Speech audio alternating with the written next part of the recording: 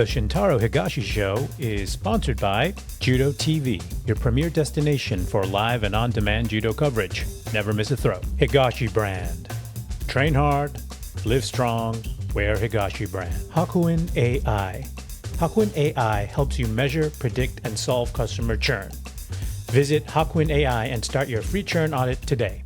Hello, everyone. Welcome back to the Shintaro Higashi Show with David Kim. Today, we have a very special guest, Angie Delgado. She's a 3-time Olympian. That's crazy. You know, because back when we were on the same team together, you know, we were like, you weren't a 3-time Olympian, but now you're a 3-time Olympian. I actually, after I retired, had the chance to watch you competing on Judo TV and stuff, which was really amazing. And actually, I haven't spoken to you in like 10 years. Kind of nuts. I know. Just commentating on my fights. How are you? What's going on? I'm good.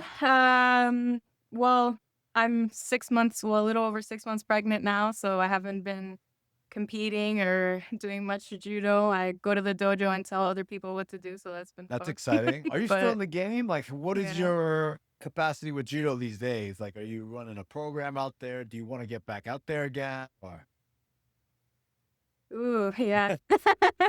That's like the big question everyone keeps asking me, if I'm gonna come back, if I'm gonna come back for 2028. I think this is my first child, so I don't really know what's in store Yes, for yeah. me, you know.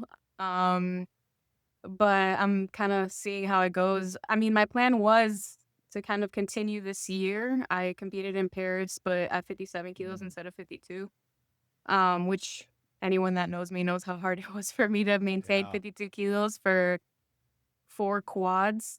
So That's wild. That's so wild. And then, so what are you doing Exactly. for work these Yeah. days? Are you working, or what's up with your life? People want to know.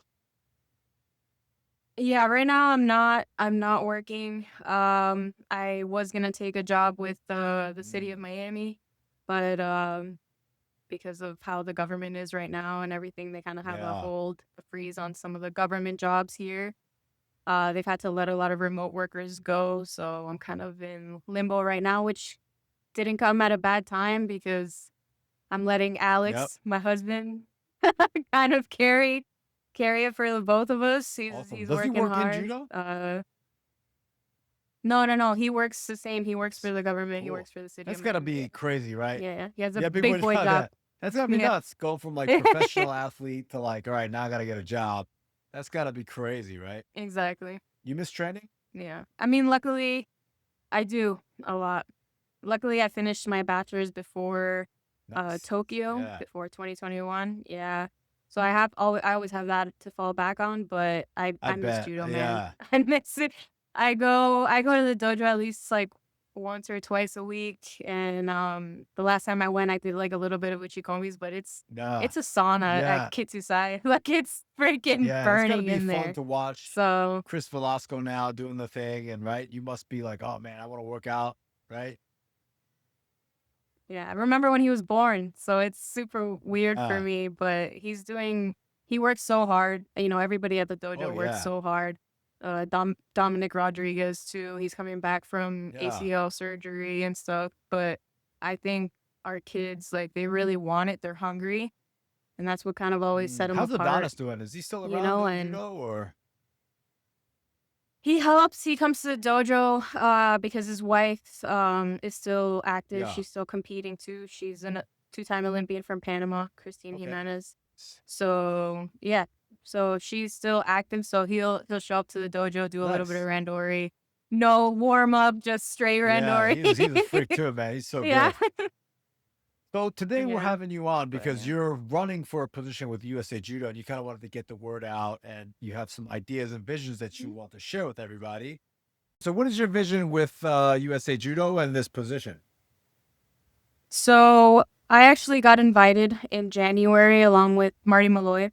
I know you know her. Oh yeah, Marty, of course. But but I got invited as an interim AC rep for the athlete commission in Indianapolis, and we met together with, like I said, all the representatives from about 45 different sports. And for me, especially, I would be honored to represent USA Judo in this capacity. Like you said, I'm a 3-time Olympian. I've also been around the USOPC, the United States Olympic Committee, and Paralympic Committee since I was about 21 years old when I made the first Pan American game team. And I know kind of the ins and outs. And when I got invited in January, I got to see kind of how the athlete commission works. And it's a commission run by other athletes, mostly retired athletes, which I may or may not be. But I can see how other national governing bodies, not just USA Judo, but USA Track and Field, USA Wrestling, they all have their own representatives. And I can kind of see how a successful NGB would run. And I've made also connections with other Olympians, other world champions that serve on this committee. And I'd really like to kind of bring my knowledge and bring my experience to USA Judo. So this isn't a board position for USA Judo. This is a completely separate thing. So as an athlete rep on the AC, I would have a board position. Okay. But there's another 2 athlete representatives that are already on the board. So I would just There's be 4 added. slots, right, for the athlete's position or no? Or is it 2? No. positions? There's 2. 2, okay. There's 2. It's- There's 2 yeah. already on the board, and then I would be added. And essentially, Oh. yeah. They wouldn't be like they would retain their positions as athlete reps on the board, on USA Judo board. Yes. But I would be added as like an AC rep, which is like a liaison between the Team USA AC, which is a separate athlete commission entirely, and then USA Judo. So how did that thing happen? Like this new position just got added on out of thin air, or is there No. something- Marty was the past AC rep, but they didn't make an election last year when okay. her term expired. So they're doing this election now. So are you running for that position, or do you already have that position? I'm running for this position. So Okay. they have to hold a whole other vote and enlist athletes and all that. Today's actually the last day that you can register to vote. So Oh, shoot. Okay. Yeah. Am I registered to vote for this already, or because I voted for the last thing? no. So Yeah. if you voted last time, you're not automatically registered. You have to register to vote. I know it's super complicated. They make it. It is. I don't know why they make it so complicated. I didn't even know about this. Exactly. Yeah. I know. Wow. That's It's a little interesting. confusing. It It's is a little confusing, especially when the other 2 athlete representatives that are already on the board, they're running for this position also. So it kind of makes everything a little Wait a confusing. minute. How do you run for that? They already have athletes position, representative position. But they're also running for a commission. Yeah, they also want to sit on this athlete commission that has to do with Team USA. So they want basically one of them wants both, basically to essentially represent both. Okay. So But, who's been running for this whole thing? It's me, obviously, Ari Berliner, who's already an athlete rep, and Nicole Staub, who's also an athlete rep as well. Why are they both running for that? Aren't they married? No, They're not married. they're not married. Oh. They're related, Yeah. Okay. but yes, they're not 'cause married. She's married to Kel. Yes. Okay. Yes, Gotcha. yes. Gotcha. Wait a minute. Yes. So there was a vacancy because Marty vacated the position, hmm and then so now they're gonna run and they're gonna have another seat on the board also, or no? I think they'd essentially keep their seat as an athlete representatives. Yeah. They would just have this added kind of title of the Team USA Athletes Commission representative, so they could essentially do both. They would sit on both seats. Cool. So Yeah. what are your visions for USA Judo? How do you think USA Judo could sort of be where we want it to be? For me, at least I always think of it. I mean, I'm not so far removed from being an athlete. Yes. So I always think of it in terms of what's best suited for our elite athletes. Yes. For me, like that's the most important part, especially considering that we're going to have, if I get voted in, I'll have this position for the next 4 years and going into LA 2028. Shintaro, we're going to have 14 Olympians. We're going to have Yeah. 14 Olympians for 2028. But we don't I know think- how it's selected yet. We don't know yet, but that doesn't take away from the fact that we will, no matter what, have 14 Olympians. For judo, So, that's absolutely incredible because last time there was insane. 3. Was it 3 or 4? me, Maria, Jack, and John Jane. 4. 4. That's Mhm. crazy. So We'll good. increase it. We'll increase it by tenfold. So my vision is to put athletes first, especially to put elite athletes that are sacrificing every day, putting their own money, their own dollars that they can't work and they have to somehow sustain themselves like I did for 4 quads, for 4 Olympic cycles, you know, paying my own sports psychologist, paying my own nutritionist, paying my own strength and conditioning coach. So those are things that we really need to reinvest in. We need to reinvest in our athletes and put them first, because we're gonna have quadruple the amount of Olympians coming into 2028. So if we want to be successful, we have to make it more professional. We have to make it so our athletes are put first. What sort of financial compensation or help or assistance is in play right now? I've been out of the game for so long, I have no clue what it's like now. Can you tell us a little bit about that? People are interested. Yeah, I mean, there's so much misinformation out there. People think that it's solely USA Judo that gets a say in who gets what, and that's not the case. For example, our stipends, like the money that we get on a monthly basis, it's, you know, a salary essentially. The only people that get that are those people that are within the top 20 on the world ranking list. And that's like bare minimum. I think number 20, like if you're top 20 on the world ranking list, you get $1,250, which is per month. Enough. Huh? Which isn't really enough. It's not. If you consider feeding yourself, if you consider travel expenses, if you consider, you know, if you consider all these things and training yourself, you know, in most cases, like I said, I had to pay for my own strength and conditioning coach. I had to pay for all these things that would make an athlete successful. And I wasn't going to compromise. You know, I'm fighting against the best in the world. I want also the best in the world. Oh, for sure. So, you know, it doesn't cover the bases. No. You know, especially if you have to pay bills, if you have to pay rent, if you got, you know, it doesn't cover anything. And you're talking about top 20 in the world. But however, that doesn't come, I think only if you crack the top 10 in the world, which I think only Maria Laborde has in the past 4 years, you get $2,000. Which from the USA Judo? From the USOPC. So that's where people get confused. Okay. Let's talk about That's where people get confused. They think that USA Judo puts all these rules and regulations as to who gets what. It comes directly from the USOPC, from the United States Olympic and Paralympic Committee. They set these standards, they set these rules, and USA Judo has to abide by them. Let me ask a question. So does let's just say like swimming get more? So it depends. A lot of like Olympic caliber swimmers, they get several Olympic medals when it comes to one Olympic Games. So I think, I'm not exactly sure. I'm not the CEO of USA Swimming. I have no idea how, you know, they would cut those stipends and cut those checks. But I'm sure they get paid a lot more than we do. You know, we haven't gotten, I know before, I want to say 2016 and up until 2020, I was getting paid a little bit more because we were riding kind of off the coattails of Kayla and Travis getting Olympic medals. That's what I heard too. Like the more the sport produces, the more money gets allocated to that sport's athletes. So, exactly. Wow. And the less Olympic and world medals we get, the more it gets cut.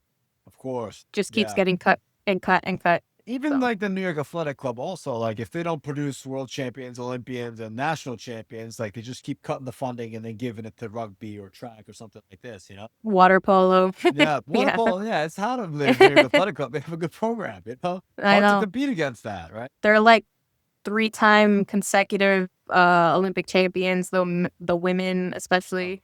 Like they're incredible. But that's why also, I mean, I'm also a member of the NYAC. And it's so important for them to have national champions as well, because it looks good on the club. It looks good, that's what they care about. for judo. So they care about all those milestones, you know. So it's nice, simple. Nationals, World, Olympics. That's it, right? So it's kind of a nice thing. So okay, so you have USOPC giving you a stipend. You have the New York Athletic Club helping you with travel. Did you have other sponsorships too that you had to line up for yourself? No. That's it. That's it. That was really it for me. Yeah. Wow, that's I mean, I can't, when I was growing up, and really if I ever needed anything, my coach, one of my coaches, Johnny Prado, if I ever, you know, like if USA Judo said, oh, give us your credit card and we'll pay you back in a year, for this tournament or this hotel or whatever, he would always be my backer and he would always help me. And that was the case since I was about 15 years old. So that's me personally. I owe him a great deal. And I know other athletes like Adonis and stuff, they had, similar relationship with him. Yeah, he does but a lot not for a the program down there for sure. he does. And he's He always does at a these lot. events helping out Yeah. young athletes, and he does a great job with that stuff. Exactly. So, I mean, that's not always the case, So you never But went as down the path of like, all right, let me also have, because I feel like your Instagram and all that stuff, it's not like a big portion of like, you're not like a social media person. I Like, hate hey, it. guys, do So this. Hey, I'm fundraising, because there's some people who I are hate really it. good at that. No, Shintaro, I Why hate all not? that shit. I hate all of it. I don't know. I just hate, like, I want to be in the moment. I want to be present during my trainings. And like, there's nothing, Shintaro, I know you're older than I am. I'm 34 years old. I'm going to be 35 this year. But there's nothing more than I hate than like having a hard practice and then like hopping on the phone and being like, hey, everybody, just finished a grueling training. Like, Yeah. it's not something that comes natural to me. Yeah. I can sit for an interview. I can sit with like the best reporters and have 1,000 people there watching me. And I'm not, I can talk. I can talk all day. Yeah. But when it comes to putting myself out there, like on video and doing the reels, doing TikToks, doing all that stuff, like I hate it. Teach for money though? Do you do privates? You do seminars? I know you do. So Yeah, I do. I do. Yeah. That offsets. I mean, when I have the time. Now I have a lot more time. Obviously, I'm freaking pregnant, but yeah. Yeah. now I obviously have a lot more time. I've done like 2 clinics during this time, and then I'll have another one in August, and that'll be like my Nice. last bit. For a little bit. Yeah, for a little bit. Yeah, for a little bit, but that always is a nice offset, to doing this. But when I was competing and training full time, I would spend a month in Japan or Yeah. a month in Spain, and it would be impossible to book these things because you always want to put your training in yourself first. Very true. Very true. So now you're going to be in a position of authority if you get voted, and good luck with that. What would be sort of the path for a lot of these younger athletes that are going through what you went through, or maybe they're 20, they're kind of nationally getting recognized, about to try to make it internationally? Like, how would you help those guys achieve what you did, sort of from a financial standpoint? I'm currently one of the athlete representatives on the high performance committee as well. And I can kind of see, what path we're headed towards in terms of qualifying for 2028 or qualifying for certain tournaments like Grand Slams, Grand Prix, World Cups, Continental Opens, I might say. And I kind of see what is necessary in order to get there. And I've also been around the newer generation, like you said, at Kids USI with Chris Velasco and Dominic Rodriguez and all the kids there. And they're doing a great job of starting them out as juniors, or doing a lot of junior European Cups. Which wasn't really Chris a thing back then. It wasn't. And now they have cadet European Cups, they have junior European Cups, they have the South American Cups. And they're able to kind of form that base in order to kind of keep grinding and jumping to the next level. Yeah. For me, that's super important. Starting off where you can win, and Huge. they have the opportunity now. They have the opportunity where they can fight other kids their age, and they don't need to jump like I did at 15, 16 years old. I remember my first training camp was the Paris Grand Slam training camp, and I was getting my butt whooped. But it's unnecessary now. They can start at a level where they're comfortable at, or they can get some good matches in. They can get 4 or 5 matches in a tournament and kind of build on that, So I would think investing right now, like we're doing in our juniors, to then see them, get to that senior level, that elite senior level, and kind of jump into the Grand Prix, Grand Slams. Yeah, I think Jimmy said something like that too. There's no reason for some of these kids to jump into the Grand Slams and Grand Prix. They're just gonna get smoked. There's no. I did that in Europe. I went to the Opens out in England and stuff for the first time. A young guy, international, getting smoked, and it's like the most demoralizing thing. It's like, what do I even belong out here? And then the answer to that was, no, I don't belong out there. I should have been doing the Junior Opens. they didn't exist, you know. So this They is a didn't great have them thing. back then when we were competing. You were 15, 16. If you wanted to compete in Europe, you had to run with the big dogs. Like there was no in between. Now they have the opportunity that they can, do these training. Like they just had the cup, the Junior European Cup in Czech Republic. Yeah, Prague. Yeah, I saw They that. were able to do that, to compete in that, and then they had a camp in between. And then this past weekend they competed in Hungary in PAX. So they have all these, they have all these opportunities. So it's crucial for us to invest in the juniors because they're our future. You know, infrastructure wise, they have these Mhm. opportunities for juniors now at the IJF level. How are USA Judo working to get those kids there and fund those kids? Because when you're talking about the US OPC stipend and the New York Athletic Cup, we're not talking about juniors, we're talking about senior level. So how do Yeah. we raise money for the John Yangs, the Chris Velasco, the Lenny's? How do we do that? I think 2 out of the 3 you mentioned are sponsored by the New York Athletic Club. Just an They are, FYI. but just because I don't know any of the other, Just so you know. Yeah. Let's just say they're not. How does we do it for USA Judo? So USA Judo, they currently also sponsor those kids. Oh, great. Because they have Pan American Championship medals and they've also won consecutive national medals. So if they're, I believe, within the top 1 or 2 in their weight class, and they're making a junior world team as well, like if they just won Junior Olympics, if they're on the junior world team, they have opportunities for them now during the summer, especially because they're out of school. Yes. And they have opportunities for them to travel. They have incentives for them. I think they pay for their airfare, and some of them are fully funded. Also, they pay for the airfare and the hotel. So there are a lot of opportunities for them.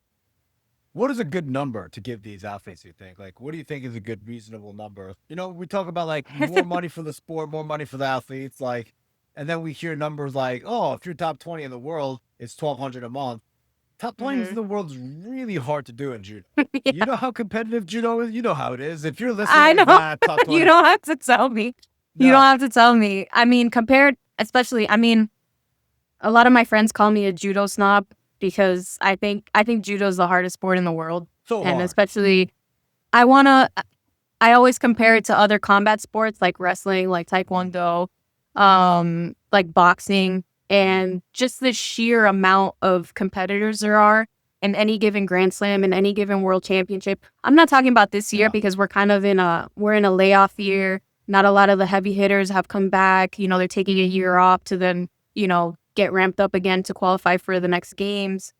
But I mean, just sheer competition, like any given tournament at 52 kilos, I had 50, maybe 60 girls competing on one day, leading up to the You're in the worst division, the hardest division. 52, 57, and 57. 53, Yes. maybe like 52, 57. Forget it. It's like I the know. worst division, I think. I know. It's No, like I mean, 73, 81 for men. It's just so ridiculously packed, yeah, it's like a good middleweight for women too. So 115, 125, a little, I would also argue it's harder in the US because Oh, you have to travel to Europe for these events. If you're Yes. wrestling in New York, you could take a bus and go to Pennsylvania and then have the best wrestling, you have the access to the camps. It's so easy domestically to fly around and go to this camp or this camp tournament. For you to get good training, you have to go to Japan. You have to go to France. I have to get away. There's no way around it. I have to be away. Like for me to get the best training possible, I can't stay here. And that's the case. That's the case for most of the divisions. Like for example, Jack Yanazuka, like he can't, as a 73 kilo male athlete trying to crack the top 20, trying to crack the top 10 in the world, there's no way that he can stay here and train. So there's nobody domestically that can give him a challenge enough to be, one of the top contenders in the world. There's just no way. And that's for most cases, for most of the divisions. There's not one division. Yeah. Maybe here's a good number, unlimited training, right? And then what that's going to cost, airfare, hotels, food, all that stuff. If that's all covered, competition expenses all covered, and then they get a small stipend of maybe $2-3 grand a month because they're on the road all the time. They don't need to pay hefty rent in like New York City or Chicago. you stay with your parents when you're at home, but majority of the time you spend away training. That would be a good number, right? It's like, all right, 2,500 a month. That's your stipend. But all your travel expenses, all your expenses when you're overseas, training or competition covered. It's Right? covered. So like we need to come up with that number and then be like, okay, so how do we fund 14 Olympians to do that? Yeah, I think It's ridiculous. with what the USOPC is giving us, they don't really understand that we can't stay here domestically and train and get the results that they want. So did I hear the number used to be 800,000 and now it's 400,000? Did I hear that correctly, or am I making that up? Yeah, it feels like every year, especially a year after the Olympics, they keep cutting the amount by like 25%. So do you know how much it is now? I don't know exactly. I don't know exactly how much they got this year. Yeah. I know that by February or March they had cut about 20 to 25% more. So how do we raise the money? Yeah, I've spoken to many people about this issue, right? Like Jimmy and all these guys who are really high up in the USA Judo governing organization, who's been around. They say it's not finding guys with money who have done judo that's willing to give. It's having that trust from them that they're going to spend it in the right place. Therefore, they don't want to give. There's plenty of people that would give, but they don't want to give it because they feel like it's going to be misappropriated somehow. So what would you do to kind of build that trust again if you're in the position to be able to do so? So actually, in one of the talks that I heard in January, when they had the CEO for USA Track and Field come and kind of speak to all the athlete representatives in Indianapolis, one of the things he said is that they want to meet these types of sponsors and people that are going to donate hefty sums of money. They want to meet and be around and rub shoulders with our elite level athletes, the people that are going out there. I think if you get, not just myself, if you get Maria, if you get Jack, and you hear their stories and you kind of see the struggles that they're going through, and you put them out there a little bit more and you highlight and you showcase, I think that I know Hannah Martin is doing a great deal with our social media right now. I mean, she's trying her best, but we need to do more. I think he said in one of the nationals for track and field, they held like a mixer, or they held like an athlete area where they had the sponsors come and like meet the guys and the women that had just placed on the podium, or they had just won their heat. And they had like an athlete cool down area, but they also allowed their sponsors to kind of mingle and meet those athletes. Yeah. And he said that after that event, they were extremely successful in I think allocating like $2 million more or something like that, because you get to rub shoulders, you get to hear stories. I mean, what's the most beautiful part of any sport? It's the stories of the athletes. It's the stories of like your struggle, what you had to go through. Most people in other sports have no idea that we travel so much. That that we, as growing up as juniors, we have to foot so much of the bill ourselves. Like I'm in debt. Like even as an Olympian, they think that everything was always paid for, but most of the time USA Judo doesn't have the funds. The funds to get me exactly where I need to be. No. If I'm to compete with an Amandine Bouchard, with an Uta Abe, with these top division. 5 exactly. It's a hard division. So if I want exactly. If I want, I did. Just up. We're actually 1-1 or 1-2. Oh wow! But, I don't know. Yeah. But she's a righty and does a lot of drop, and that really didn't bother me so much. Yeah, if you're from you're gonna be good against that kind of stuff. Yeah. But just kind of putting our athletes in the forefront and their stories and stuff, and I think they'll end up donating. Yeah, I mean, I would love to see Angie Instagram with technique highlights and this and that. And, but yeah, the media training. I'm horrible at editing. If you have somebody that can edit my videos, I'll do it all day long. I'm just terrible at editing and cutting and splicing stuff together. Yeah, wow, that's really That's an amazing idea, though, being close to those sponsors. Like, the story about your father who came from Cuba, who was Exactly. that, like, people don't know any of that stuff. I Yeah. kind of do, because I remember that actually from, back when we were on some teams together, and, right. But I mean, like, people should hear those stories, and then that way they're more invested in following your career, and they could feel like they're part of the thing, and they could be close to the action. And when they tune into Judo TV, they have someone that they're rooting for, not just like Exactly. when I go on Judo TV, and it's like sometimes I look at the roster, I don't know any of them, right? Yeah. Because I've been so far out of the game. And it's the job of USA Judo to kind of market these athletes as well, and say, like, this is this kid, that's their story. That way there's something there. Like look at Jack. He's a generational talent. Maria Laborde, for example, that Oh, had to defect from Cuba. She yeah. waited almost 6 years to get her citizenship and was able to come back and place at World Masters. Like her entire story of her defecting at a tournament in Mexico and crossing the border Yeah, that's into awesome. Mexico by herself, it's just incredible. No, So yeah. if people heard these stories, heard these things, you'd be hard pressed to find harder workers than the athletes Yeah. that are competing for USA Judo. Yeah. I mean, you get one guy who can kind of relate to that story, it can fund her whole career. Exactly. Who was that guy? There's a guy for USA Judo. He funded a lot of these events. A guy from USA Judo? I mean, Or he does IGF stuff too. It's like Volky something. I think you know who I'm talking about. Yeah, he's also an mm, immigrant. He's a Latino American guy. He's at these events.